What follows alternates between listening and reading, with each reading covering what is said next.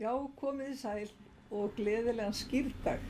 Nú erum við komin hingað í Bakkastofu og heimilið og menningarhúsið til að eiga með ykkur nokkra stund fugla, páska, birtu og allt milli himins og jarðar. Hvað segir þú, Valgi minn? Ertu svolítið í páskagírnum núna? Já, ég er milli himins og jarðar. Páskarnir hafa náttúrulega alltaf verið mjög svona, spennandi tími. Það var náttúrulega frí í skólanum. Jaha. Oft var þetta að fara á skíði og svo kom dagurinn mikli og þá lagðist þjóðin bara í gegndarlaust súkkulaði átt. Og þetta var náttúrulega bara alveg stórfenglegt. Og manstu hvernig var staðið að eggja gjöfinni hjá þér?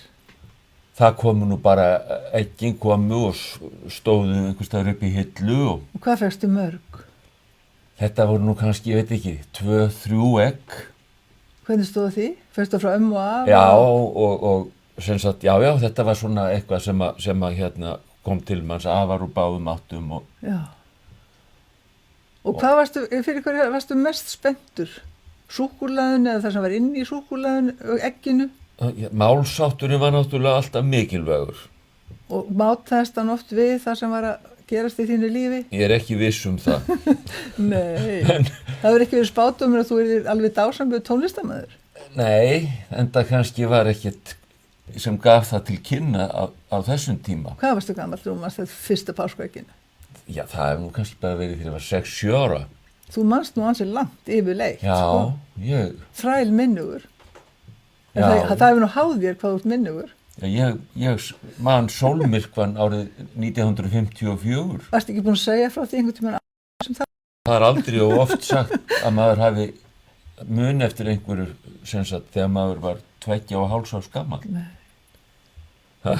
En í sambandi við þessa fuglaþráðina. Já. Og ég var nú að lesa í þetta dásamlegu bók að Sigurðar Ægissonar. Já. Og þar fremst í bókinni er hann með smá hugleiðingu fugla. Já.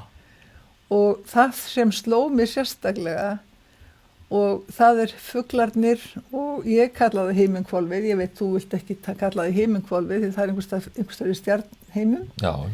En hann var að tala það að fuglar voru svo helgar verur og því að þær náðu lengst allra lifandi dýra næst guðdóminum. Það er ekki lítið. Nei. Spurning hvort þeir hafi vitað að þessu fuglarnir. Ég held að þeir síðan nefnilega þeir eru miklu boðberar og hafa það í eðli sínu, ekki rétt? Jú. Og bara það eitt, það eitt að þeir skuli vera vængjaðir. Já, það er margir sem öfundað á vængjónum. Og svo eru þeir sem ekki geta flogið en hafa samt vængi. Já. Hver eru þeir til dæmis? Fuglar sem ófleygir fuglar eru. Já. Það var náttúrulega, geirfuglinn var nú frægur. Hann er farinn. Hann er farinn frá okkur. Því miður. Það ég meina, strúturinn er fugl. En hvað með mörgæsirnar? Mörgæsirnar, auðvitað, ekki fljúga þær. Nei, og heldur ekki menn í mörgæsa búningum sem sækja fundi? Nei, það er náttúrulega, þeir fljúga nú ekki langt. Nei. En ég ætla að segja svolítið. Já. Að nú er ég búin að búa með þér í öll þessi ár. Já. Það sést nú ekki á þér. Ég farið vel með þig. Það virðist vera, já. En það sem að þú segir alltaf með jöfnu bili, Já. Makalaust hvað mér dreymdi í nótt. Já, Ég er með söguna. Já. Endurtekið segir hann, makalaust hvað mér dreymdi í nótt. Og hvað var það? Og ég veit nokkuð en þegar hann segir þetta með þessum þunga og þú segir þetta með þessum þunga og hlustiðu nú á, þá segist hann hafa flogið yfir landið, flogið yfir Reykjavík, séð alls konar hluti úr lofti. Ég er að segja satt. Já, þetta er alveg satt. Ég var með ótrúlegur hæfileiki sem að ég var nú bara ekki nógu lengi hjá mér, en þá var ég sko bara eins og væri verið að taka kvikmynd og ég En þetta hæfileiki að drauma að maður sé að fljúga?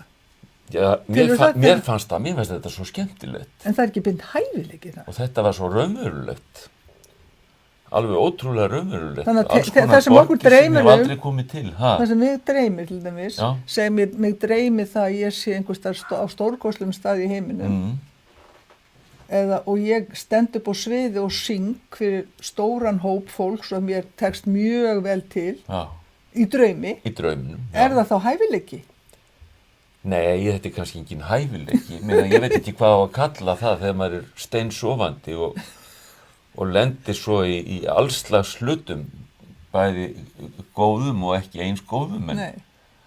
Og stundum geta það nú orðið óttalega leiðinlega, sko. Draumarnir? Já. Og maður lendir í vesinni stundum? Ég er í stöðugu vesinni núna og hef verið talsveit lengi núna.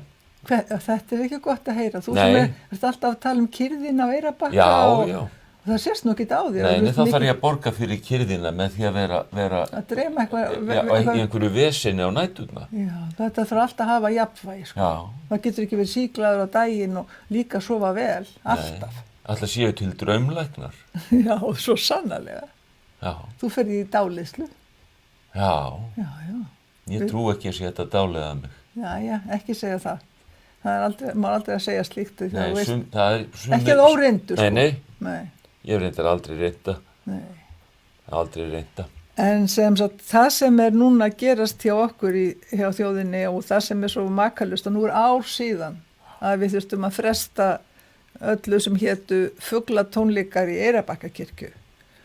Og við vorum nú á því hérna fyrir nokkrum vikum að við ætlum að aldeilis að gera það og ég var búin að finna út úr því hvernig við gátum skráð niður nöfn, gesta og þetta var allt saman hið besta mál, kirkjan er stór og rúmar marga, þannig að við hlökkuðum mikið til. Svo bara snúast vindar og veirur og þá er að gera að halda áfram að láta ljós sitt skína og aðalegi þitt ljósvali minn, söngvari og tónskáld. Já, það verður náttúrulega. En þetta er svolítið sérkennilegt að ári eftir að COVID tók yfir, þá bara kemur allt í einu eldgos. Já. Ekki stórt.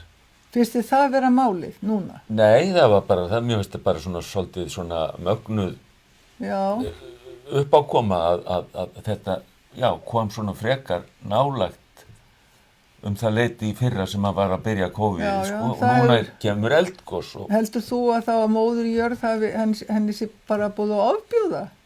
Já, hún hefur fulla ástæðu til að láta sér ofbjóða ýmislega. Já, en svo reyndar frá því að COVID hófst hafa gerst aðri hlutis, núna hefur enginn skaðast svona að teljandi nema fólk hefur brotnað þarna uppi á fjallinu að skoða gosið, en semst svo auðvitað í mildtíðinni hefur landinn og þjóðin og farið í gegnum alls konar hremmingar, aurskriður og snjóskriður og vond veður hérna fyrir austan og vestan og svo framvegis. En gosið þetta kannski gerir það verkum að það dregur svolítið athyglina frá þessari, hvað getum við kallað þessum þunga sem hefur fyllt kófinu. Já. Og þá það er ákveðið spennandi að hafa eldgos. Ég myndi segja það, fólk fer að horfa á Geysi og það kemur víða að úr heiminum. Þannig eldgos, alvöru eldgos. Það er ekki verið að setja sápu hún í sprungu.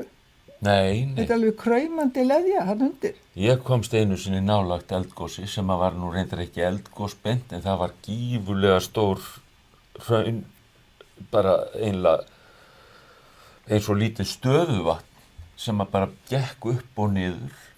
Þetta var þegar við vorum að taka upp kvikmyndina Hvíta máva. Já. Þetta var í Mývatnssveitinni, sko, þarna, og þar fyrir ofan. Já.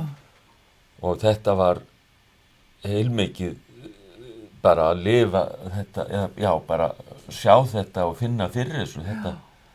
En það voru ekki neina spýjur, sko. Þetta bara var dúandi hraunmassi og já, Þetta mögnuð upplifun. En nú erum við komið svolítið út fyrir páskaumræðuna því að við ætlum svona að gera þetta páskaþætti og við Já. eigum einn eftir á skírdag. jú, nei, ekki á skýr. Nei, nú er skírdagur. Já. Við ætlum að gera aftur á sunnudaginn, páskadag. Og þá er líka svona, kannski þurfum við að velta vöngum yfir sem sagt eðli þessara hátíðar. Hér fléttast saman sorg og gleði. Heldur betur. Og nú erum við í rauninni að líta til svona ákveðna hreinsunar og þess að það gerast hlutir og við erum búin að gangi í gegnum hremmingar en svo tekur birtan við og birtan sem að felast í páskahátíðinni að hún er skínandi björt þegar að við erum búin að fara í gegnum þennan stóra dag sem tekur við á morgun, föstudaginn langa. Já, það náttúrulega var alltaf svona þessi langi föstudagur sem ég man eftir að ég hugsaði svolítið þetta, okkur er svona langur og Já, þú skildir ekki alveg hvað það þýddi. Ekki, nei, og ég veit ekki hvort ég skilði það ennþá, en þetta var bara eitthvað sem var sett á þennan dag, þarna sem sagt samkvæmt biblíunni dó Kristur á krossinum og það tók langan tíma fyrir hann og þetta var náttúrulega bara hræðilegar lýsingar og grimmdin náttúrulega var svo mikil og grimmdin er náttúrulega ennþá til staðar hér í heiminum, jafnvel sem aldrei fyrir. En í þessum boðskap sem að felst í þessu sem að hann gengur í gegnum, að þar er ilskunni og heimskunni telt saman. Já, það er fín blanda, sko, en ekki kannski mjög þægileg. Nei, en þetta er í rauninni ekkert óeðlilegt tvenna. Nei. En það segir hann þarna, þeir vita ekki hvað þeir gjöra. Nei. Og þetta er, en núna erum við að saminast í þessari hátíð og í mörgum löndum að þá er þessi hátíð miklu stærri og mikilvægari heldur en til dæmis jólin. Já. Og það er, við kannski sameinumst í því og þetta er svo löng saga líka í kringum allt sem heita páskahefðir. Og ég ætla nú að fara að segja frá því og eftir. Já. En ég held að við eigum fyrst og fremst að hugsa til þess að páskarnir núna, að þeir eru öðruvísi, mjög ólíkir páskunum í fyrra. Þá var COVID og koronaveiran nýskollin á og fólk var gjörsamlega, þetta var svo mikið áfall og síðan er búið að gerast svo geipilega margt. Og vísindin hafa lagt svoleiðis nótt við nýtan dag til að finna lausnir til þess að koma okkur á réttan kjöl. Og núna, eins og í fréttunum segir, að þá er ekki þessi, eins og maður kallar móðursýki, það er nú ljótt að kalla það og tengja það við konur, en þessi hystería að þurfa og mega ekki missa af neinu. Allt þarf að vera eins. Og þið þurfum að komast ferða ykkar og fara milli landa og fara landi. Nú er fólk miklu sáttara við það og það horfir á framtíðina með von í brjósti og það er einmitt það, þar liggur boðskap í páskana. Og ég er að velta fyrir mig Valgeir Guðjónsson, tónlistarmaður, eiginmaður minn, til 46 ára. Hvort að þarna þú myndir kannski vilja spila fyrir þetta fólk sem er komið á skjáinn hérna hjá okkur og horfir að horfa. Já, ég glemdi að minnast á það að við gátum ekki streymt á YouTube. Það kallar oft 24 tíma fyrirvara. Mikið áfall. Þannig að ég vona að einhverju sé að horfa á Facebook-síðu Bakkastofu. En á sunnudaginn skírdag, þá eru sko liðnir 24 tímar frá því við skráðum okkur í streymi á YouTube. Þannig að þá ættum við að geta haft val, farið inn á Bakkastofusíðuna eða farið inn á YouTube. Hvernig líst þér á að syngja þá fyrir þá sem hafa ratað inn á Facebook-síðu Bakkastofu og og syngja fyrir þetta fólk. Já, ég... En þarna ertu með stól. Ég setti sérstaklega þennan hvíta stól og Sindri, Sindri, hann sem hér stýrir tökum, hann nefnilega svo natinn og hann setti svo fallega páskaskreitingu hjá tónskaldinu. Það sést reyndar ekki páskaskreitinguna þegar þú sestur vantarlega, en það gæti komið þannig út að þú fáir blóm upp úr höfðinu. Og það fyrst, þá ertu blómstrandi maður á 70-saldri. Já, það er blómadrottningar í Hveragerði. Við geta verið með blómakall í... Já, Eyrarbakka. Á Eyrarbakka. Á páskum, en ekki alla daga. Hvernig kemur þetta út, Sindri? Er hann með páskablómið upp úr höfðinu? Já. Er það ekki? Þú tekur þig geipilega vel út svona. Er það ekki? Jú, ég held þú verið alltaf að vera með svona blóma bak við þig. Já, ég bara fer að vinna í því. Sett mold hérna í hvirfilinn og vita hvort það kom ekki eitthvað upp. Já, það verður nú gaman. Já, ég veit nokkur fræ. Hún Klara, nágrannar konu okkar, hún var fræ. Við skulum finna út af þessu. Ræðum við Klöru. Já, nákvæmlega. Ég ætla sem sagt að spila aðalega lög mín við kvæði Jóhannesar úr Kötlum og hér er sem sagt lag sem heitir Sumar í Köldukinn og þetta lag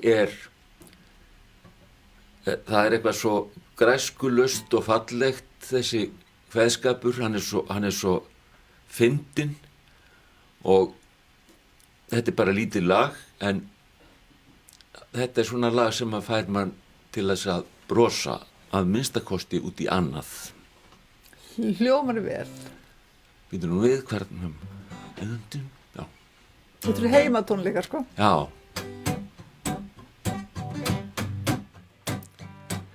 Ertu svona Inga Ló, amma þín í koti bjó, tók af sauðum, tók upp mó, tók í nef úr kylli. Fór til grasa, sótti sjó, svo var hún góð á milli. Hún fór til grasa, sótti sjó, svo var hún góð á milli.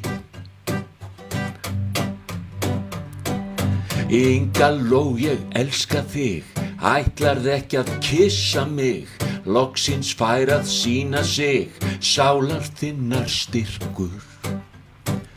Neitarð að vera notaleg, nema það sé myrkur. Neitar að vera notaleg, nema það sé myrkur. Nú hækkum við heiltón. Það hljómar vel. Já. Veist að hérna í Köldukinn, kát og fjörugt margt eitt sinn, þegar glaðan glókollinn, guðleg sólin hristi. Amma þín, hann afa minn, alveg hygglust kyssti. Hún amma þín, hann afa minn, alveg hygglust kyssti. Hún kyssti. Kyssti og kyssti og kyssti og kyssti og kyssti og kyssti og hugsanlega hún bara ennþá að kyssa blessaðan mannin. Er það ekki alveg dásamlegt? Jó, á ég taka annað? Já, svo ætli ég nefnilega, endilega gera það, en mér langar, má ég segja nokkur orð? Já. Í milli, Sindri. Af því að við erum hérna að vanda með skáldið á Eyrarbakka hjá okkur og mér langar svo að biðja skáldið, hann Þór Stefánsson, ljóðskáldið góða, sem hefur verið svona fastur gestur hjá okkur, að setjast í hérna gestastólinn og þá á hann að setjast í minn stól, ég var að skipta Stilt fyrir þig, sko, þarna megin. Ok, þú ræður. Já. Sindri við það. Þá bara gerum við það. Þá sest þú hér, elskan. Ok. Er þá allt í góðu? Og maður ætla að syngja eitt lag á milli, segirðu? Á ekki að hita upp, ég ætla að hita upp fyrir þið Þór. Nei, Þór byrjar nefnilega Nú Þór byrjar ekki. Nei, málið er það að ég ætla nefnilega að byrja Þór að vera með mér Já. áður þú lest að ég er með smá búið efni. En ekki ég. Nei, þú ert auðvitað svona sjómaður sko. En ég er með efni sem ég langar til að hafa 2 menn til þess að vera með mér í. Af því mér er svo gaman að flytja fyrir lifandi fólk líka og ég veit að þið eru sprelllifandi þarna heima en ég vil gjarna líka hafa ykkur hjá mér sem mér finnst þið svo ofboðslega myndarlegir.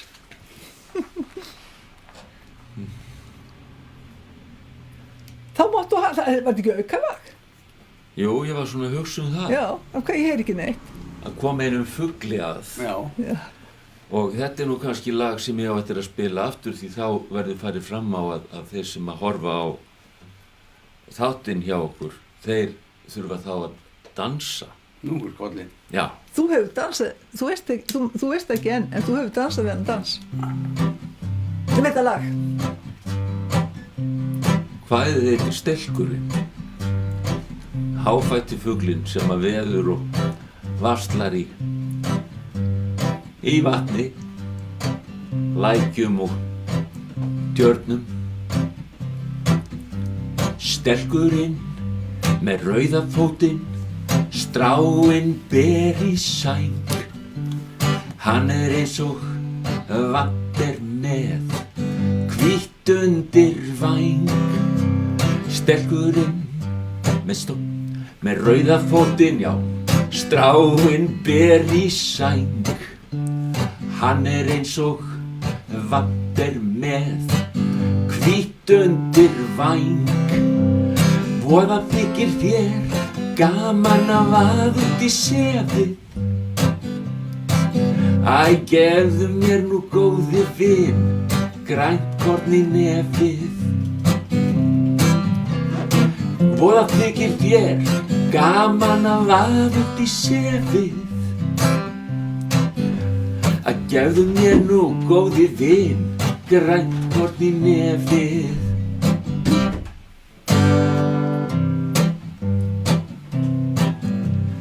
Stelkurinn með stinna nefið stjáklar lengur út í sefið. Það er karl sem óttast ekki ólukkans kvefið. Stelkurinn með stinna nefið stjáklar lengur út í sefið. Það er karl sem óttast ekki ólukku kvefið. Voða þykir þér gaman að vaða út í sefið. Æ, gefðu mér nú góði vin, gott korn í nefið. Stafturinn heitir að vera grænt. Voða þykir þér gaman að vaða út í sefið. Æ, gefðu mér nú góði vin, gott korn í nefið, nei, grænt korn í nefið, grænt korn í nefið. Þetta er gott. Já, ég kom með meinlóku.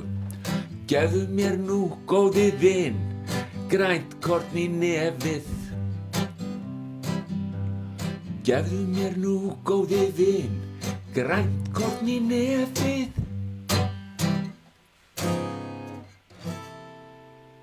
Og dansinn. Já, dansinn, við gerum hann hérna einhvern tímann við hátíðlega athöfn og kennum fólkinu. Í kirkjunni. Við höfum dansað í Strandakirkju. Já, ég var ekki í Strandakirkju, ég hef verið á tónleikum hérna. Svo verið í frystúsalnum okkar. Já, og hérna í kirkjunni og líka. Og þetta er nefnilega þannig að Valgeir er svo stoltur yfir því að hafa samið dansinn. Og þetta er þannig að þetta er svona, eftir við erum að tala um himininn og fuglana og nálgast guðdóminn, að þegar við erum öll komin saman í dansinum stelkinn, að þá erum við komin alveg á flug langt upp í himinhæðir og nálgumst guðdóminn í hjarta og sálu.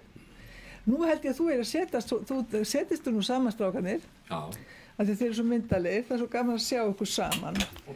Og þá er ég komin hérna með þetta sem ég sagði, en ég held að þú sért þarna með gleru einhvers stað stungin til Í gleru. Já, er það ekki? Alveg fullt af gleru. Já, þú mátt, ég lána mér þessi og þetta alveg dásamlegt og þá ætla ég nefnilega, ég var að lesa mig svolítið mikið til og það er þetta alltaf hinn maðurinn í lífi mínu.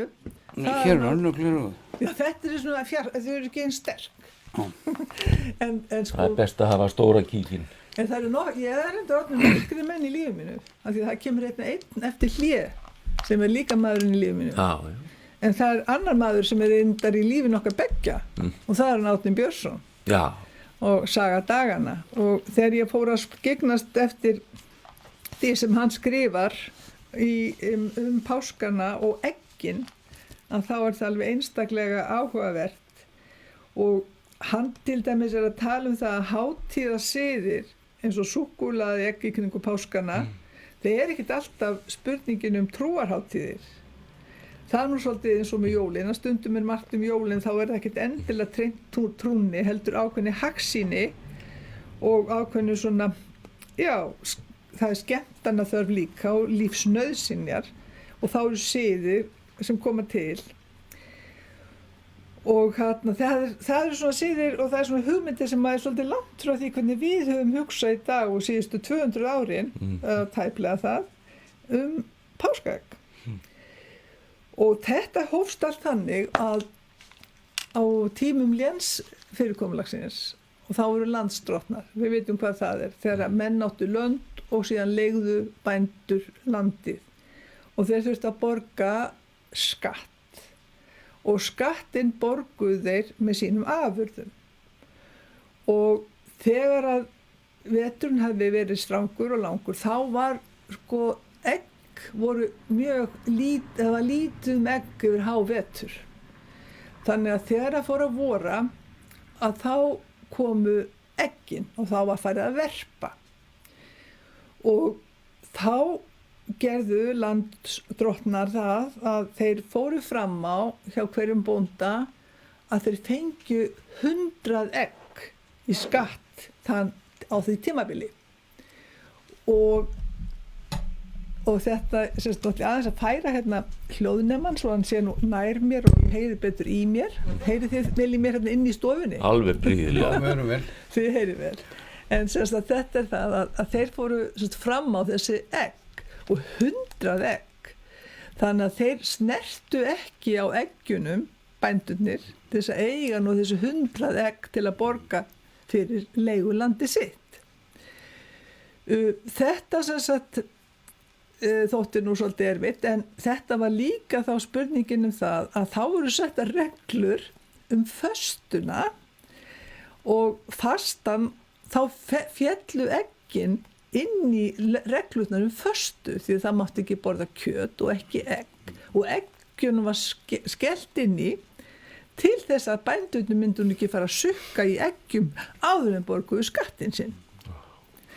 Þannig að þetta er svolítið spennandi en svo verður nú að taka til það góða hjá þessum mönnum sem fengu 100 egg og meir en það kannski sumir eftir hvað þetta var stórt land sem bændurnir leigðu og það var að þeir ákváðu það að gefa 5% hlut af eggjunum til þeir sem að nauðþurfta fólksins. Svo líður tíminn, þú ert ekki spenna á. Jú. Þetta er svolítið nýtt fyrir mörgum minnst á kosti. Jæja, og svo kemur þetta að þegar að þarna tímar líða að þá fara heldri borgarar og yfirstéttin að fást, þetta er svona 17. 18. öld að fara að búa sig til pappaegg og þessi pappaegg eru skreytt með svona guðdómlegu myndum, englum og öllu þessu sem tilheyrir svona guðdómlegum sínum og inn í eggin inn í þessa pappaöskur voru sett spakmæli en líka ástarhót til þeirra sem að þeir gáfu eggin. Á þeim tíma að þá voru aðrir sem ekki höfðu efni á slíkum luxus, þá fóru þeir að blása úr eggjum eins og gert enn í dag. Og búið til í gatið tróðu þeir svona litlum kveðjum og spakmælum. Og enn í dag erum við að gera þetta, við erum að blása úr eggjum og mála og hengja á greinar og þetta er ferlið. En síðan með því að núna tók ég eftir því í fréttunum að þá er farið að notast við það verður ekki verið að setja endilega páskaunga á egg. Það er verið að setja héra og kanínur, en ástæðan fyrir því hvernig páskahérin kemur inn í myndina er sú að það var sagt við börn að þau færu út í skóg og fyndu egg sem voru þá svona egg sem voru búin til heima, en það væri hérin sem hefði komið með eggin.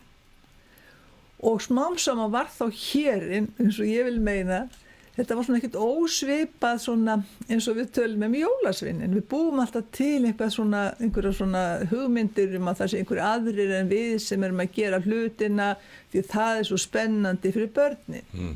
Og síðan þá er páskahéri og páskakanina hluti af þessu öllu og er keppinautur fuglanna þinna, Valli minn. Já, fuglarnir, ég held með fuglunum. Fuglarnir hafa nú vinningin hjá okkur hérna á Íslandi. Já, er það ekki?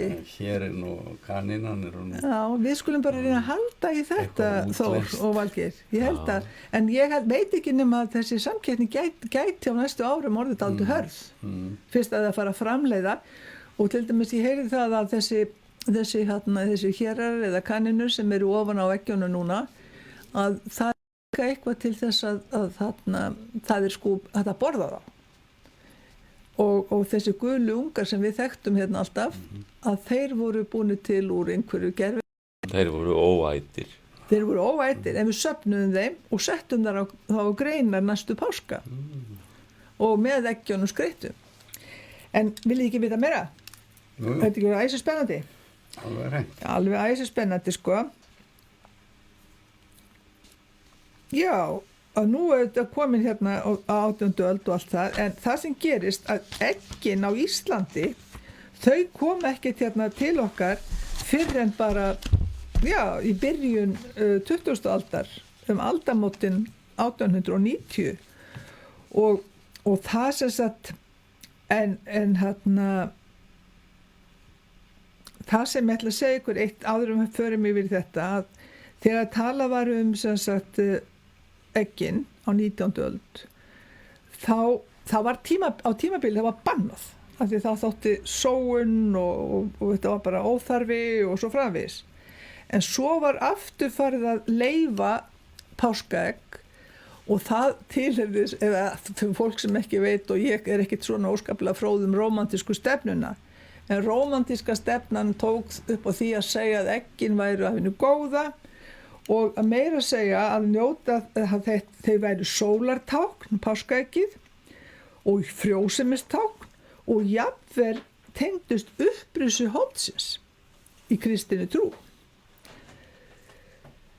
En það á fyrsta skipti sem má lesa páskaegg í blöðum á Íslandi, hvenær skyldi það hafa verið? 1893. Og það var nefnilega ekkert það var ekkert endilega mjög jákvæð frétt, því að Rússakeisari, hann hafði fengið sent, eins og vorum að tala svona páskapappaegg, skreytt og fagurt, en inn í því var hótunarbréf frá uppreisnarmönnum gegn keisaravaldinu. Þannig þetta kom í íslenskum blöðum.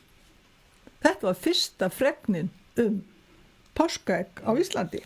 Þetta hefur verið svona bráðþroska kommunistar. Já, algjörlega. Ok, en sem sagt að þá síðan erum við bara kringum 1920 og þá fer þetta af stað og fyrsta auglýsingin í Morgunblaðinu árið 1922 og þá komin ákveðin greinir, páskaeggin eru komin. Og þau eru þá súkkulaði. Úr súkkulaði. og þá veitir það 1922, þetta söguleg staðrend, þá byrtist þessu auglýsing í Morgunblaðinu og gjörðu þið svo vel. Þetta var upphaf tannskemmda. Já. Þá þurfum við að vita, erum við núna ekki bara að fara að gera einhverja kúnstir að lesa ljóð eða eitthvað Sindri? Þá held ég að ljóðskáldið Þór, þú ætlar að lesa eitthvað fugla sem þú hefur þetta sami, þú lestu þetta bara eins og Valgeir syngur bara eigin lög. Já, eftir sjálfan sig. Ég er alltaf með sömu bókina, sko. Já, þú segðu okkur frá þessar bók og sýndu bókina, fólkinu sem situr heima. Það er allir eiga þessu bók. Sérst hún svona? Já, er það ekki Sindri? Þú er alltaf að spyrja Sindri. En þetta er samt bókin frá, sem er ort 2009 með 1 ljóð á dag í allt árið og gefur nú 2010. Já, sem þú samtir eftir hrunið. Já, svona á endurreisnar árinu 2009 sem var nú erfitt fyrir marga. Já, aldeilis. Ég er með, nú er ég að finna þetta.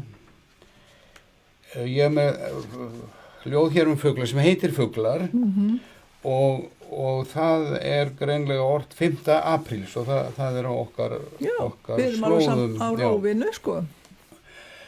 Og það er svona.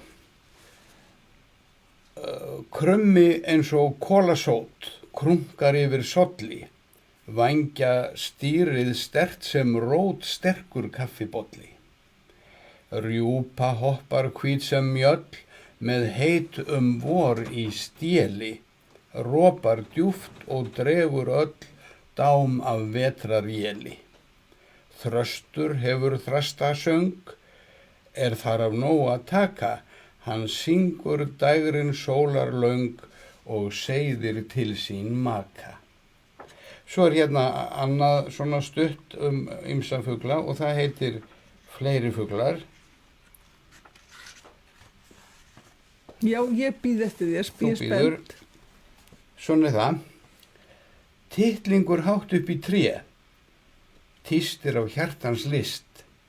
Svo flögrar hann fljótt eins og sé flugið oft næstum því mist. Svanir í svellkaldri ró svífa til fjalla hátt, af tigneig og tryggðinni nóg, tveir saman lifa í sátt. Svartbakur svífur hér einn, svakaleg ógn og köld, í hreiðrunum hunsar einn hans herskáu ræningjavöld. Og þetta voru fuglar og fleiri fuglar og svo er hérna eitt ljóð í þessum flokki enn sem heitir Enn fleiri fuglar. Ég er nokkuð að lesa það. Já, vilt þú ekki lesa það? Það var þú að leiðbina mér. Nei, Þú er á sáttur af því ég met þig svo mikið sem ég vil ekki skemma ljóðið. Nei, þú skemmir orðlega ekki neitt, sko. Eigum að lesa? Á ég að lesa það? Já, gerðu það bara. Ég skor á því að lesa þetta. Þá ger ég það, af því að ég fæ svo góðan stuðning. Sem sagt, eftir Þór Stefánsson, okkar mann á Eyrarbakka, hrossagaukur hneggjar, hátt með sínu fiðri til að gera grín að gæginum hér niðri. Spóinn vellur spakur með spekingslegu nefi, bæn til Guðs að bita, börnum sínum gefi. Hver er það sem hleypur hratt gráan móa með brotin væng og bágstödd? Brögðótt krækja lóa. Þú sér það, Valgeir Guðjónsson, lóan sem þú syngur svo mikið hún getur verið klækjótt og það hún er með látbragðsleik og gerir alls konar hluti. Hún gerir kúnstir, já. Hún gerir kúnstir. Til að bæja frá hreiðrinu. En áður við tökum stutthlé, eigum við þá ekki að fá Valgeir til að syngja Sindri? Ef að gera það, ætlar þú að færa því í fallega trésstólinn með páskarskrautun yfir höfuðið? Jú. Og heldur þú veitir eitthvað lag sem þú hefur valið þig til að syngja núna fyrir Þór og mig? Já. Og alla hina sem þetta eru að horfa? Já.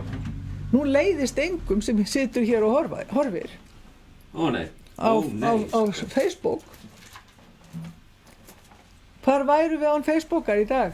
Ég segi nú bara það. Já, það er Og það. YouTube og allt þetta, útlenska dæmi.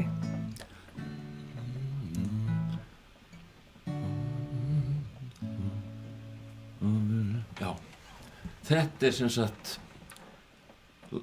kvæði eftir Jóhannes sem heitir Músarbróðir og það sem sagt litli rindillinn og þetta hljómar svona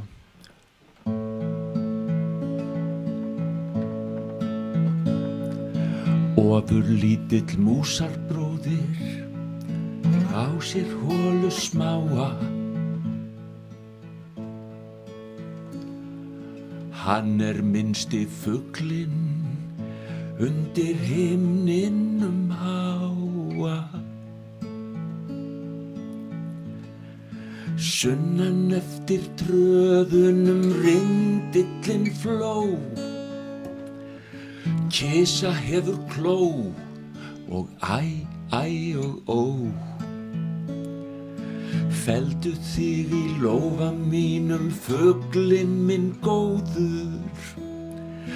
Felldu þig í lófa mínum, fuglinn minn góður.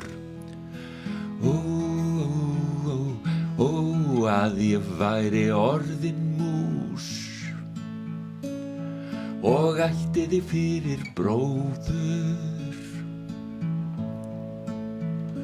Ó, að ég væri orðin mús og ætti þig fyrir bróður. Músabróður.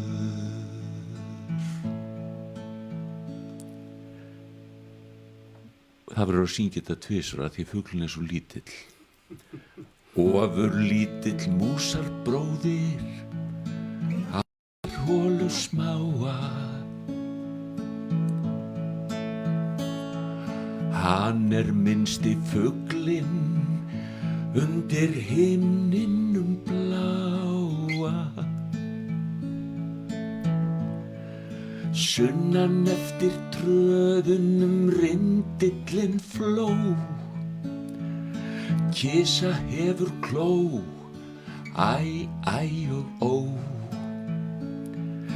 Felldu þig í lófa mínum, fuglinn minn góður.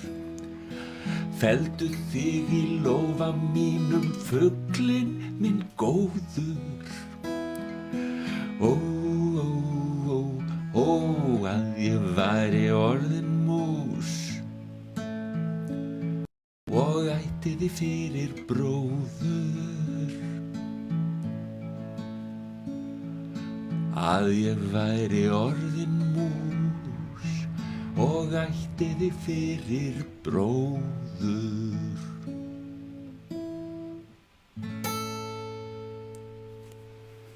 Þá klöppum við Þór. Já, takk.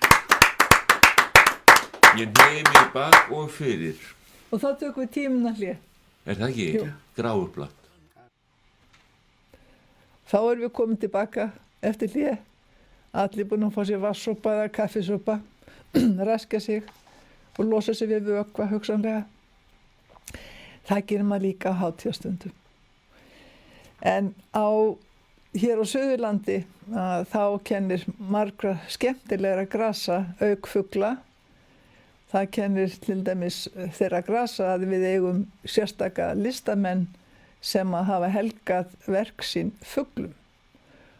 Og við fáum að kynnast einni merkri konu núna sem reyndar var svo vant við látum, hún komst ekki til okkar en hún heitir Mirra Rós Þrastardóttir og þegar ég kynntist henni fyrst að þá fannst mér nú nóg hversu mikil myndlistakonu hún var og en svo kom á daginn að hún ekki síðri tónlistarkona.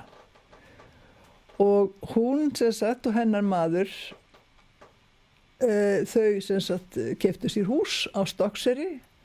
Hann þaðan, tengdafaðir Mirru Rós Björgvin Tómasson, orgelsmiður þjóðarinnar, og það nú stórt og mikið verkstæði sem að með afar góðum við. Maður smíða nú ekki orgel úr hvaða við sem En Myrra Rós, hún nýtur þess að vera í návígi við sinn tengdaföður, því að þar finnur hún spæni og ýmsa hluti til að búa til mögnuð veggverk. Og hún fókuserar, hún vinnur með vængi, fuglsvængi. Og hún var svo yndisleg að senda mér myndir sem að við fáum að varpa hér til ykkur til ánægju og yndisauka, því að nú eins og við vitum, við erum að tala fugla. En Myrra Rós, hún stofnaði Fjaðrafok, það hennar kennimerki, og Myrra Rós Þrastardóttir, hún auðvitað með sína Facebook-síðu, þar sem hægt að fara inn og ná sambandi við hana, þegar fólk sér þessi dásamlegu verk. Ég myndi hún gjarna vilja sjá eitt svona verk hér í Bakkastofu. Kannski kemur einhvern tímann að því. En hún sem sagt fjölhæf mjög og getur teiknað líka hvað sem Hún var ein af þeim sem að stofnuðu Brimrót, sem vinnustofa listamanna á Stokkseyri. Það mjög falleg hugmyndafræði, þar sem fólk sem kemur frá ólíkum listgreinum deilir þar gamla félagsheimilinu Gimli, og þau kalla núna vinnustaðinn Brimrót, en það allt í brimi hjá okkur. Barnaheimili heitir, leikskólinn okkar heitir Brimver og svo þetta Brimrót. En ég var nú að hugsa það að í sambandi við þetta sem við töluðum vængina og þetta stórkostlega hvað vængir ekki bara vængir, hvers konar samsetning, fjaðra, lengd, þykkt og svo framvegis á milli tegunda. Og þetta allt sem að við þurfum að hugsa En Valgeir, ég að tala hana Myrru Rós og þetta að þú hafði nú mikinn áhuga á því að fljúga. Þú ertu ekki getur ekki fundið bara bókina bókina mann Hinrik Hinriksson eftir hann fór að Eldjárn einhvers staðar. Ég einmitt að því. Hún ekki bara upp í stofu? Hún hérna.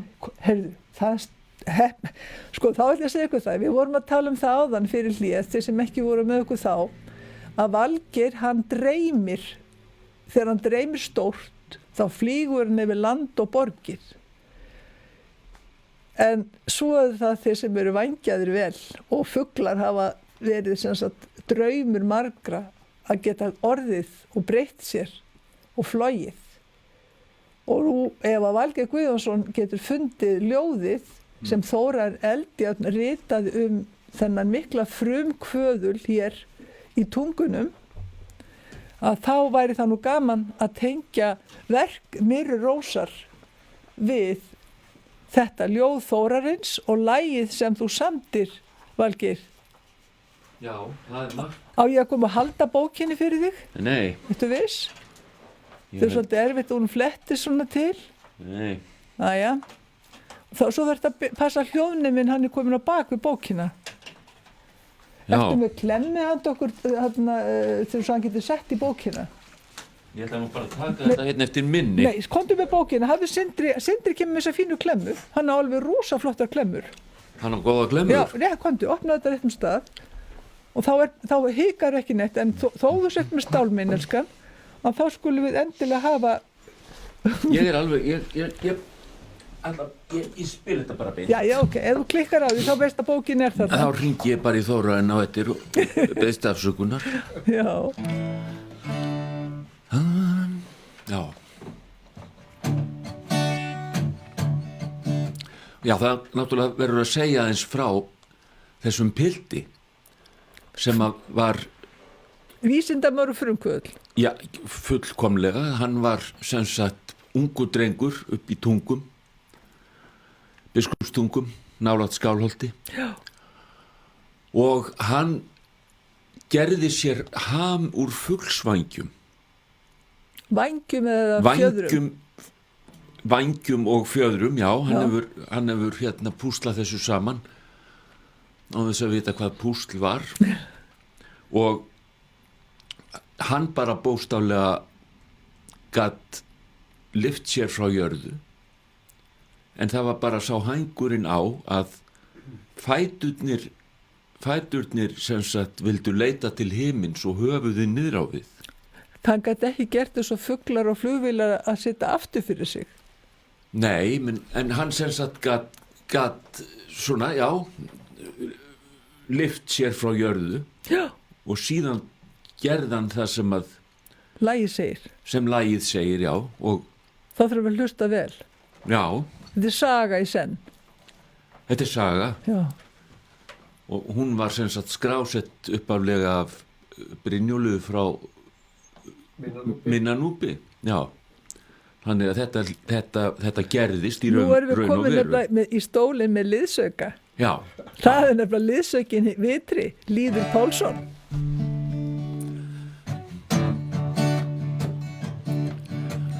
Það var hann Hinriksson, af hugviti flug ham sér bjó, úr 5.000 fuglavængjum og fló. Hinrik hann hóf sig frá jörðu og höndunum veifað og sló, þjóðleið í háloftin þunnu og þó. Því maður sem nefndur Newton, niður á við höfuðið dró, en iljarnar hóf hann til himna og hló. Newton hló. Maðurinn sem fara upp þyngdaraflið, eða gerði sér grein fyrir því, er það ekki? Samt lagði Hinrik í Hvítá, að hamrið þar áinn mjó. Yndi sitt fann í því flugi og fró, en mönnum fannst aðferð hans ótæk og ofdirfskan meiri en nóg. Úr haminum dróu þeir drenginn sem dó. Því maður sem nefndur Newton, niður á við höfuðið dró, en iljarnar hóf hann til himna og iljarnar hóf hann til himna og fló. Newton hló.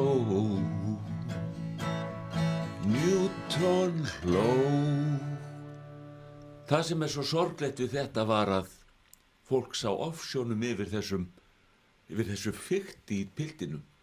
En hann fór yfir Hvítá þar sem hann þrengst. Já, hann kláraði það að fljúga yfir Hvítá. Já. Það sem áin mjó. Já. Og þetta var bara til þess að útbúnaðurinn hans sem hann hafði náttúrulega lagt í nótt við 19 dag og margra mánuða að vinna. Ára, jafnvel. Já, og hann bara dó af harmi. Þetta var maður sem var sko langt á undan Otto Liljendahl, hérna, sem var fyrsti sviflugmaðurinn. Já. Að ekki sé talað Wright bræður í Bandaríkjunum sem gátu flogið 111 metra til að byrja með. En þegar draumurinn tekinn af fólki, já, þá var lítið eftir. Já, við skulum öll minnast Hinrikssonar með hlýju. Hvað segirðu? Hann hét reyndar ekki Hinrik Hinriksson. Nei, þú veist það. Hét hann ekki Hinrik Hinriksson? Nei, hann hét mjög skrýtnu nafni. Lát heyra. Hemingur Hemingsson. Hemingur Hemingsson. En það var svo skrýtið nafn að það hefur afbakast þar til Brynjólfur skrifaði þessa sögu. Já. Hemingur Hemingsson. Hemingur Hemingsson. Og hann finnst í Íslendingabók og manntölum. Já, undir því nafni? Undir því nafni. Já. Hvað skildi hann hafa verið gamall þegar hann dó? Hann var ekki gamall, ég held að hann hafi ekki verið gamall. Nei. Hann var hann 20? Það gæti verið. Já. Ég reyndar ekki kynnt mér þetta mjög vel, en ég fekk símtal. Já. Og þá var maður sagt frá þessu og já, Hemingur Hemingsson, brautryðjandi í flugi á Íslandi og svo víðarfæri leitað.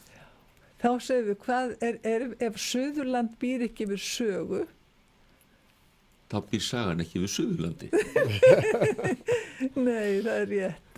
En sem sagt, nú áður en að þarna við hættum hér, þá þú og Sindri, okkar yndislegi tæknimaður og kvikmyndagerðamaður, þið fóruð til að úti í byggðarsafnið hans sem að Lýður veitir forstöðu. Jú.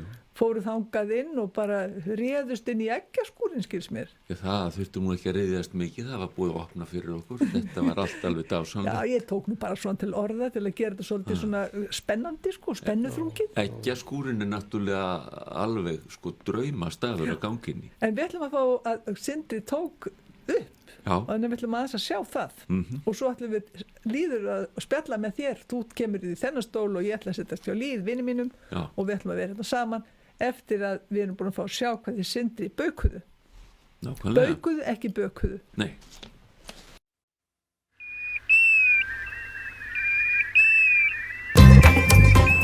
Sælt fyrir fólkið, velkomin í Eggjaskúrin. Þetta er merkileg vistarvera sem var reist hér upphaflega á 19. öld, svo var hún rifin niður og endurbyggð árið 2004, ef ég fer rétt með. Þetta er stórmerkilegt hús. Petter Nielsen hét maðurinn danskur sem gifti sig inn í fjölskylduna í húsinu og tók síðan við verslunarstjóra embættinu af tengdaföður sínum Guðmundi Thorgrímsen. Og þessi danski maður, hann var þekktur allt Ísland, bæði landið og miðin, og eins var hann þekktur fyrir skrif sínum náttúruvísindi víða lönd. Lóan syngur dirrindi og bí. Lóan syngur dirrindi og bí. Já, Petter Nielsen, hann var mikill fuglaverndunnar sinni og hann skrifaði greinar haförninn, geirfuglinn, íslenska fálkann sem hann átti stóran þátt í að var ekki úti, og að auki voru það hrafninn, svanurinn og rjúpan sem áttu stóran sess í hans stóra hjarta. Hérna sem sagt, þetta er hluti af hans gamla safni, þessir fuglar sem hér eru í skápum, og þeir eru, skal ég segja þér, já, allavega sumir það fágætir að ég get ekki sagt þér hvað þeir heita. Þetta er náttúrulega allt þrælmerkt hérna. Sæl og blessuð lóan litla, lóan mín á heiði. Þessi fugl hérna, súlan, þetta er einn af mínum uppáhaldsfuglum. Ég var síld í Norðursjónum fyrir hálfum mannsaldri síðan og þá voru þessir fuglar bara svo tugum og jafnvel hundruðum saman að steypa sér í sjóinn til að ná sér í síld. Hvort það var kryddsíld veit ég ekki, hún var trúlega ekki orðin kryddsíld, en þessir fuglar eru hreint makalösir og þeir geta kafað niður á fleiri tugi metra til þess að ná sér í gúmmulöðum. Hann er að lifa þegar lóan kemur heim, ég get ekki sofið fyrir söngvunum. Þetta er bók sem að Lýður Pálsson skrifaði sem lokaverkefni í sagnfræði við Háskóla Íslands. Húsið á Eyrarbakka. Þetta er ákaflega skemmtileg bók aflestrar. Segir sögu þessa hús, já nokkurn veginn alveg frá byrjun og fram á okkar daga. Annars ætla ég að, og við Ásta ætlum að fá hann Lýð Pálsson, safnstjóra hér. Það er maðurinn sem veit allt húsið og það sem því tilheyrir. Allir fagna því.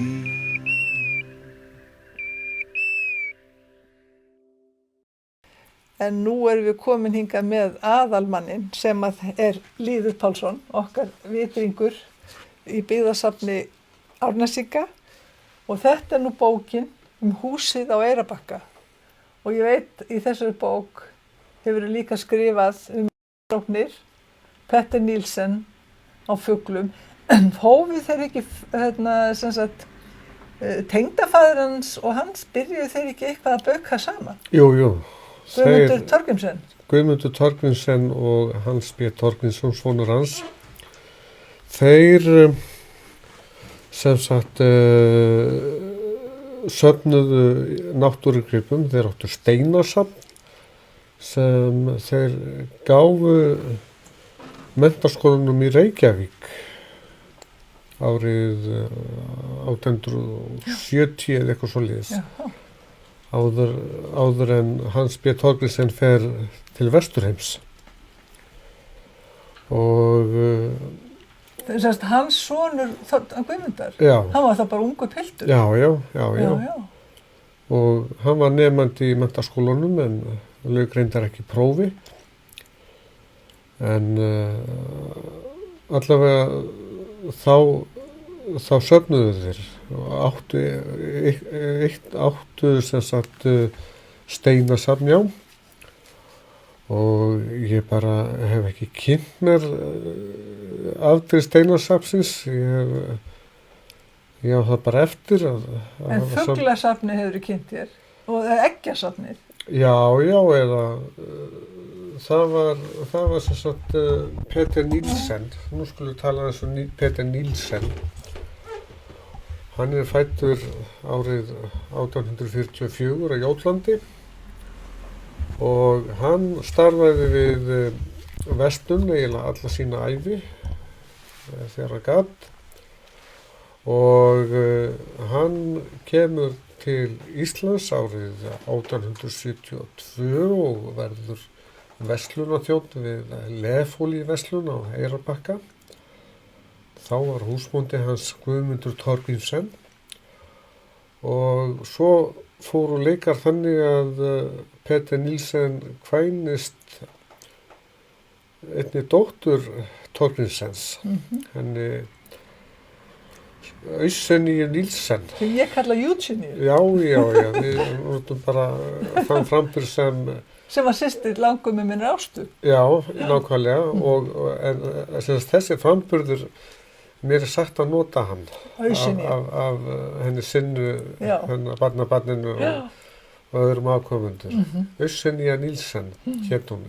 En hún var eiginlega gjarnan bara kölluð frú Nielsen. Já, það var svo mikið virðing borin fyrir fólkinu í húsinu. Eða bara frúin í húsinu, hún Eugenie Nielsen. En Petter Nielsen kemur sem sagt til landsins 1872 og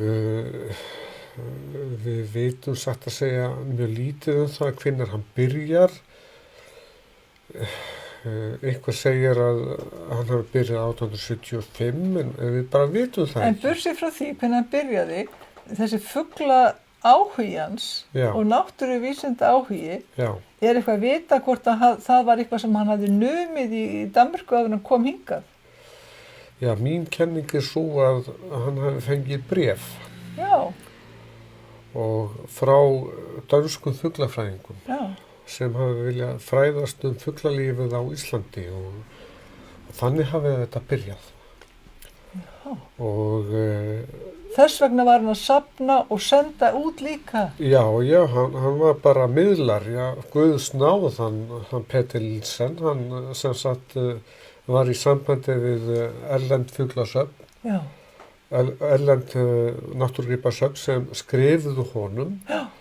Og hvað gerði Petter Nielsen? Jú, hann var náttúrulega í mjög góðri stöðu í versluninni á Eyrarbakka, við Lefólíuverslun. Já. Var í samskiptum við bændur allt Suðurland. Og hann skrifaði þeim að koma máli við þá og bað egg og útdauða fugla til uppstoppunar. Já. Og annarkvort setti fuglan og eggin í sitt safn eða miðlaði til erlendra safna. Já. Og hann þá var hefur bara... náttúrulega tvö eintök við... Það gæti verið. Já, það lítur að vera þannig. Þannig að það metnaði fullir fyrir sitt eigið safn. Já. Og það eru til frásagnir af ungum piltum sem söfnuðu fyrir Nielsen. Já. Hann skrifaði til dæmis hann Jón Gíslason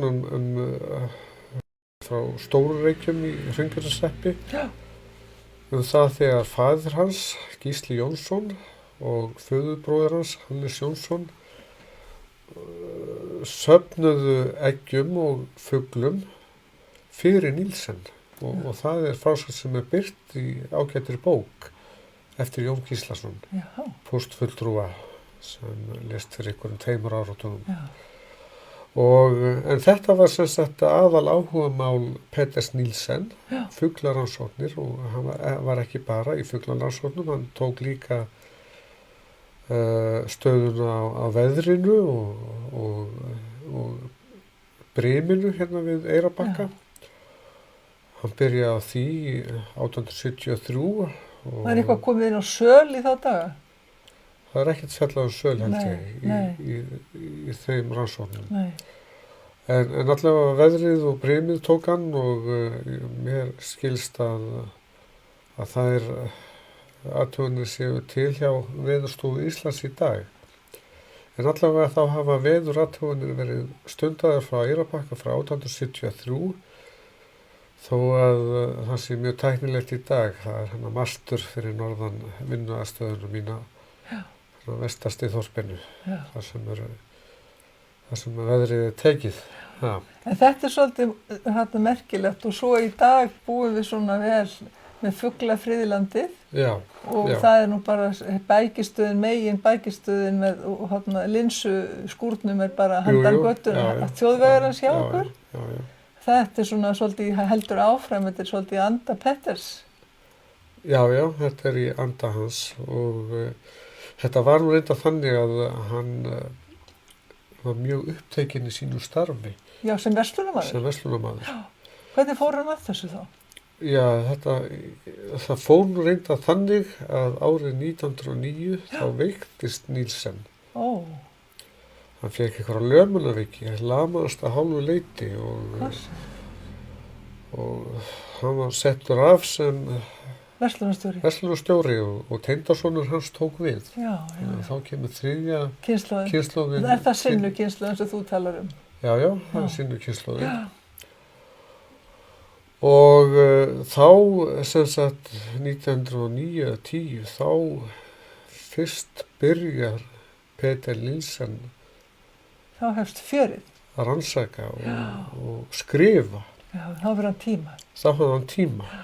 Og hann kom upp þessari dásalegu aðstöðu í litlum skúr fyrir norðan assistentahúsið og skúr á einni hæð með kjallar undir og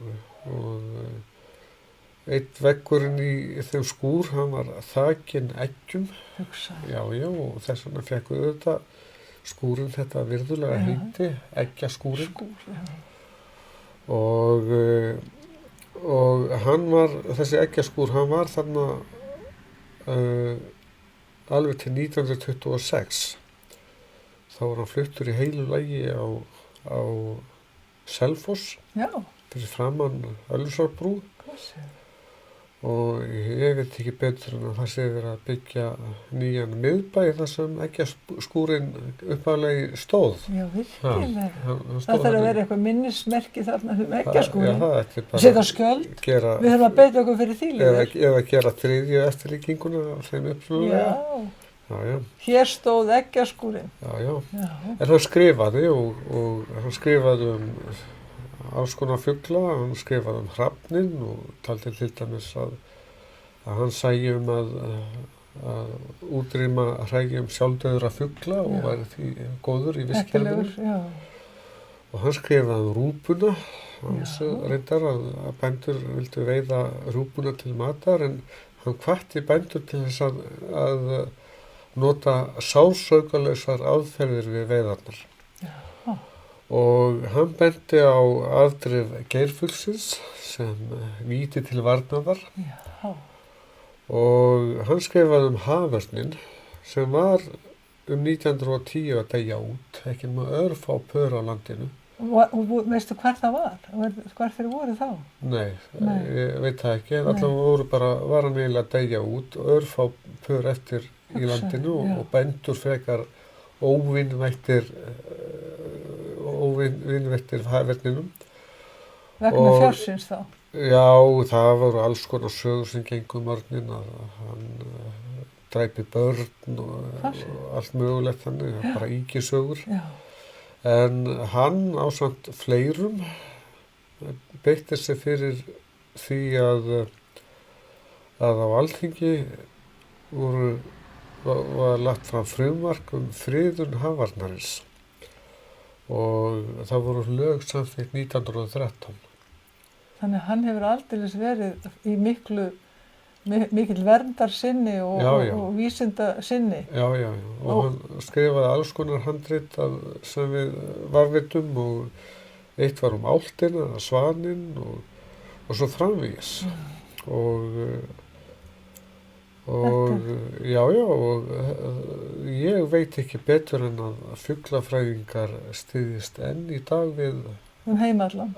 Já, heimallan, við rannsóknir hans. Já. Hann var, skal ég segja, líka kom nálægt fálkan. Já, það er rétt, ég var bara ekki komin að hann. Nei, ég beið svo spenntur. Já. Af því að það var svo merkilegur fugl. Hvað ætlað þú að segja fálkan líður?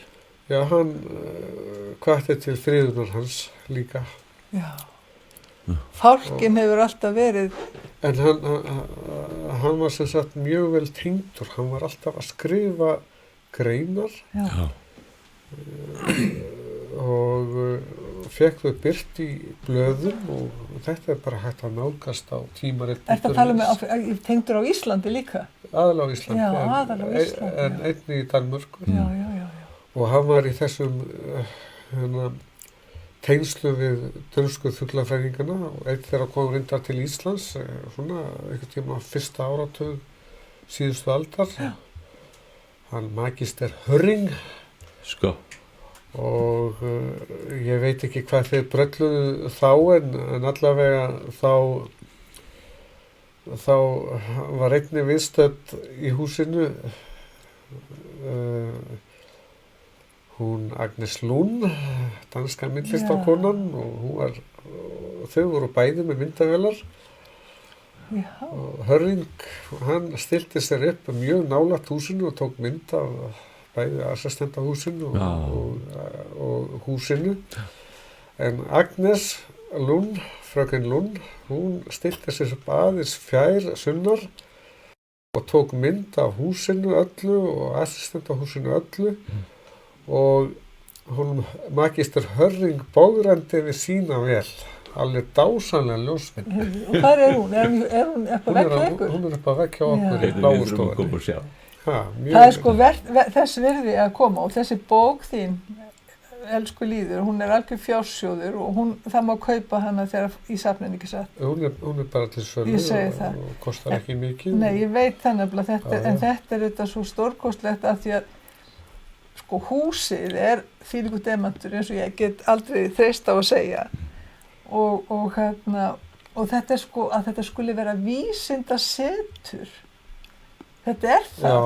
Já. Og þarna er verslun, þarna er tónlist, vísindi og núna byggðasafn Árnesinga sem sameina nú stórt svæði en þessi saga íbúana þarna á þessu tímabili sem þú ert að tala að þú ert nú mannafróðastu þar og ég nýt þess að vera með því í þeim efnum. En þessi bók kom út 2014. Já, það er þessi Bakkastofa stofnuð. Já, og ég veit ekki betur en ég hafi látið þig hafa eintak númer 3. Ég held að svo sé og ég held að því hér, sérðu? Ég held að þínu eintaki. Er hún óárituð? Já, heyrðu, ég nú að það þetta og bætir þessu upp og eftir. Já, ekki orðið. Við tekjum það. Annars verður ekki hleypt út. Læsa, Sindri, það kemst ekki út. En sko þessi bók, hún er afrastur rannsóknar frá 1992. Já, nú skil ég. Þegar ég byrja á byggðasafni Árnesinga, það ár, þá er ákveðið að byggðasafn Árnesinga flytti frá Selfossi í húsið á Eyrarbakka. Og þá var mér strax falið verkefni, mjög skemmtilegt verkefni. Það að gera íbúaskrá yfir alla sem hafa búið í húsinu á Eyrarbakka eftir því sem heimildir eru til. Og hvar er sú skráning? Hún er til í hefti og svo erum við að böglast við að setja íbúaskrána á heimasíðu safnsins, en það gengur hægt. En hún er komin skráin? Hún var til bara mjög fljótlega. 1998 þá gaf ég hann út fyrir eitt gott ættamót. En þarna sér maður hversu þú ert nú búin að vera önnum kafin og ekki geta að setja einverðingu við skriftir. Nei. Þannig að þetta er rauninni 92 til 2014.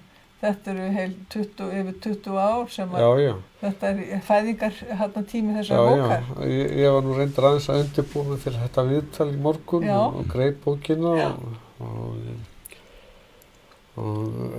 og hún stendur fyrir sínu, hún er þokkalega skrifuð. Hún er svo vel uppsett, hún er einstök, bara myndirnar, af versluninni sem að ekki sem að því miður hvar er horfin, en þetta og teikningar, þannig að þetta er stórkostlegt rit og ég hvet alla sem að koma sig að dvelja stund því þarna er svo margt og tala ekki eða kaupir bókina og kemur svo nýjan leik. Já.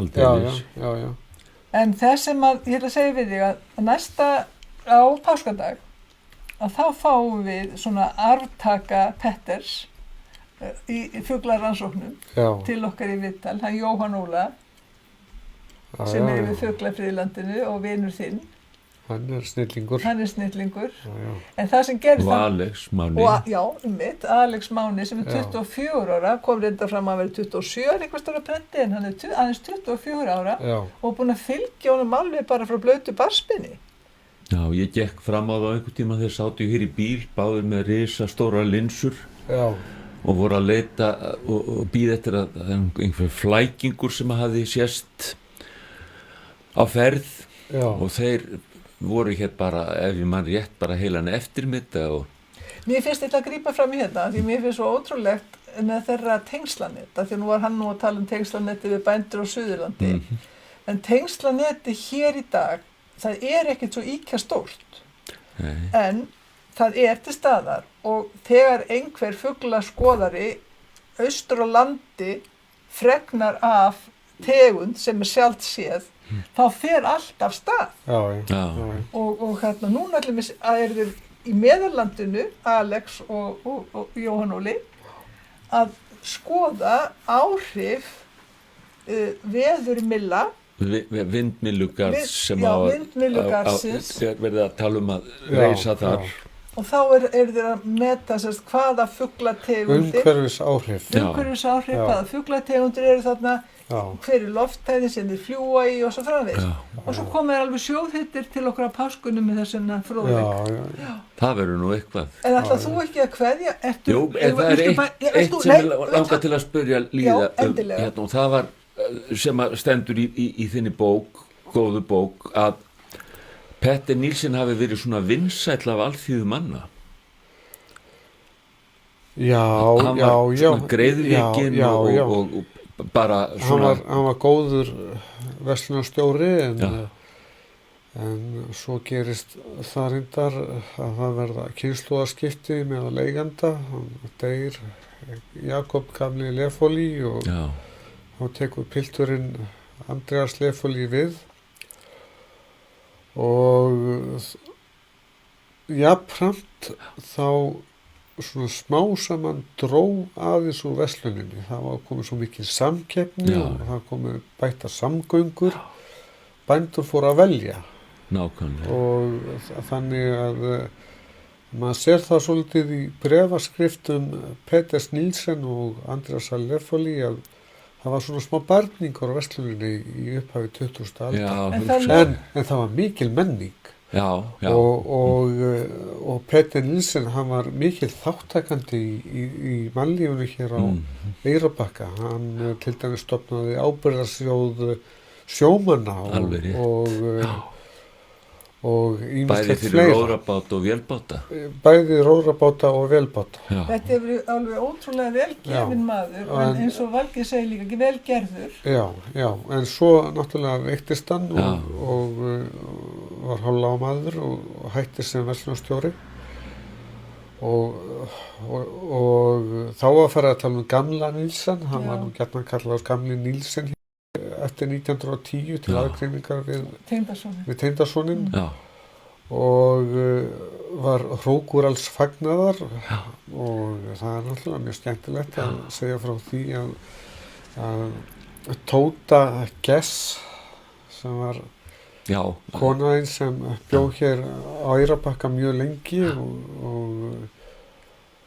og var vinnukona í húsinu ung, hún sagði Guðmundi Daníelsinni frá öllu, rithöfundi og skólastjóra hér á Eyrarbakka og Guðmundur Daníelsson hann birti það í blaði sínu Suðurlandi og síðar í bók sem heitir Í húsi náungans og þar alltaf þessar skemmtilegu sögur Nílsen gamla sem þeir ekki bara að gera heilan þátt það Nílsen gamli til dæmis hann var búktalari alveg rétt þannig að ofnin í horni stástofana hann fekk stundum líf og svo líka annað en Baldur og Konni voru ekki brauðrið stundum stráði hinn skeggjaði gamli Nílsen ykkurum kornum í skegg sitt og gekk út og þá komu dúfurnar til hans og átu úr skegginu. Þessi var góð. Það nú gaman líka að geta sagt frá því að gaman að hér var náttúrulega ein af þessum verslunum sem að fóru í nákvæmlega það sem við setjum núna. Ég held að sé strákar, ég held að sé alveg efni heilan þátt að tala um verslunin og Eyrarbakka. Við býðum með það. En það sem ég langar að gera, nú höfum við að ljúka þessu dásamlega skýrdagsspjalli, að biðja þig að taka eitt kannski lagalokum fyrir þá sem að heima sitja og fyrir líð sem en áður en að líður áður við þú syngur lagið fyrir líð, að því við erum búin að tala svo mikið eggjaskúrin líður, að þá er ég að hugsa sjáðu hér? Hvað voru þetta flott? Hvað er þetta, annað heldur en fugl? Þetta er fugl. Og hvað skildi ég ætla að gefa því úr fuglunum? Já, nú veit ég ekki. Hvað skildi vera nema númer 3? Númer 3? Já. Kæra þakkir. Egg númer 3, strákurinn. Já. Takk, kæra þakkir. Takk gjörð fyrir að koma og fjalla um húsið og allt þetta merkilega sem þú hefur. Bara mín skylda og mikil ánægja. Svo lætur að vita hvert spakmælið er. Já, ég læti vita. Já. Já, sendi spakmælið í tölvupósti. Nei. Eða SMS-i. Já. Heyrðuð, hér er... En ég segi bara, hver þig núna og við sitjum þetta saman og hlustum á þig, Valgeir. Nákvæmlega.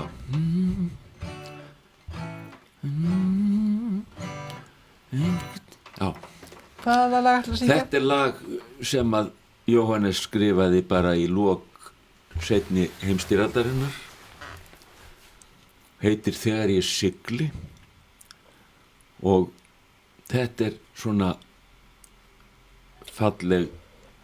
fallegt kvæði en það er undiralda í því og hann er eins og allir Evrópubúar og